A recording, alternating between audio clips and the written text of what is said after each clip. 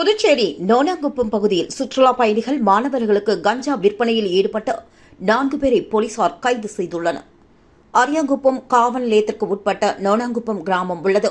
அங்கு சுண்ணாம்பாறு படகு குழாம், அரசு மேல்நிலைப்பள்ளி, திருமண மண்டபங்கள் உள்ளிட்டவை உள்ளன. மேலும் சுற்றுலா பயணிகள், பள்ளி மாணவர்களுக்கு 4 பேர் அங்கு கஞ்சா விற்பனை செய்வதாக அரியாங்குப்பம் போலீசாருக்கு ரகசிய தகவல் கிடைத்தது.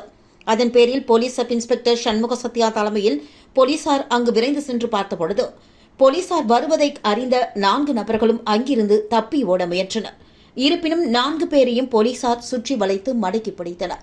விசாரணையில் அவர்கள் அரியாங்குப்பம் பிசிபி நகரை சேர்ந்த புஷ்பராஜ், ஹேமச்சந்திரன், ஆகாஷ் என்ற மணிவாசகன், அம்பேத்கர் நகரை சேர்ந்த விஸ்வா என்கிற விஸ்வநாதன் என்பதும் சுற்றுலா பயணிகள், பள்ளி மாணவர்களுக்கு கஞ்சா விற்றதும் தெரியவந்தது.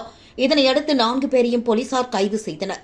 அவர்களிடம் இருந்த 250 கிராம் கஞ்சா பொட்டலங்கள், 3 செல்போன்கள், ஒரு மோட்டார் பைக் உட்பட பொருட்களை பறிமுதல் செய்தனர்.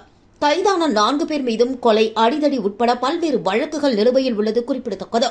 மேலும் இந்த வழக்கில் தொடர்புடைய ரெட்டியார்பாளையத்தை சேர்ந்த முக்கிய குற்றவாளியை போலீசார் வலைவீசி தேடி வருகின்றனர்.